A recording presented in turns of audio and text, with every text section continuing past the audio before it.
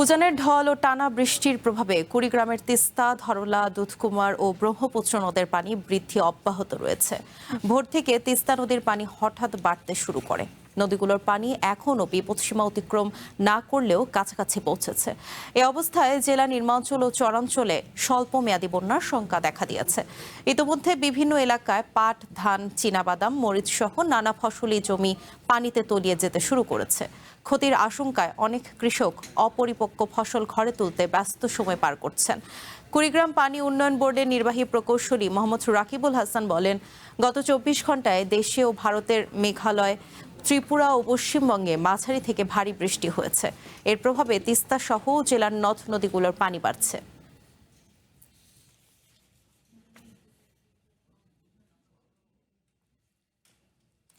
এ বিষয়ে আরো জানাতে আমাদের সঙ্গে কুড়িগ্রাম থেকে যুক্ত হচ্ছেন রাশেদুল ইসলাম।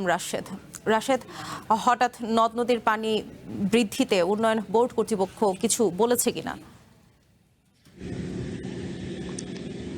জি বিলাসী, কুড়িগ্রামে গত 2 দিন থেকে কিন্তু টানা বৃষ্টিপাতের কারণে আমরা ইতিমধ্যে দেখেছি জেলার যে প্রধান যে 4টি বৃহৎ নদ নদী আছে, প্রত্যেকটি নদ নদীতে কিন্তু পানি বৃদ্ধি পাচ্ছে।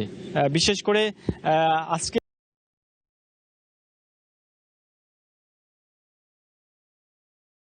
নদীতে সবচেয়ে বেশি পানি বৃদ্ধি পেয়েছে, 12 সেন্টিমিটার বৃদ্ধি পেয়েছে।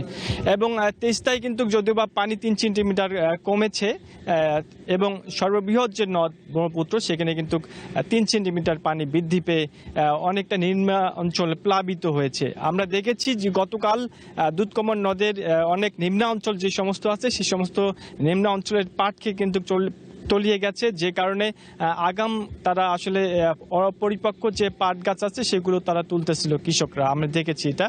এবং আজকে কিন্তু তিস্তা চড়া অঞ্চলের যে অবস্থা, অনেক কৃষক তাদের যে চীনা বাদামগুলো আছে সেটি কিন্তু পানিতে তলিয়ে গেছে, যে কারণে তারা সেই অপরিপক্ক চীনা বাদামগুলোও তুলছে, আমরা দেখেছি। তবে আপনাকে একটি বিষয় জানিয়ে রাখি যে ভারত সীমান্ত থেকে নেমে আসা কুড়িগ্রামের সব নদ নদীর যে উৎস মুখ সেটি হচ্ছে ভারতে, আর সেখানকার যে আসাম, মেঘালয় সহ পশ্চিমবঙ্গের যে ভারী বৃষ্টিপাত হচ্ছে সেই বৃষ্টিপাতের কারণে কিন্তু প্রত্যেকটা নদ নদীর পানি বৃদ্ধি পাচ্ছে কুড়িগ্রামের।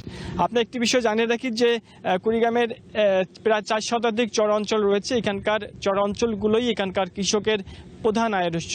এই অসময়ে বন্যার কারণে এই সমস্ত কৃষক ক্ষতিগ্রস্ত হবে। তবে আমি কথা বলেছি কুড়িগ্রাম পানি উন্নয়ন বোর্ড কর্তৃপক্ষ নির্বাহী প্রকৌশলী রাকিবুল হাসানের সাথে। তিনি যেটি জানিয়েছেন যে তারা পর্যবেক্ষণে রাখছেন এবং আগামী 24 ঘন্টায় এখানকার পানিগুলো আরো বৃদ্ধি পেতে পারে এখানকার নদ নদীগুলো। তো বিলাসী, এই ছিল আমার কাছে কুড়িগ্রামের সার্বিক বর্তমান নদ নদীতে পানি বৃদ্ধির পরিস্থিতি।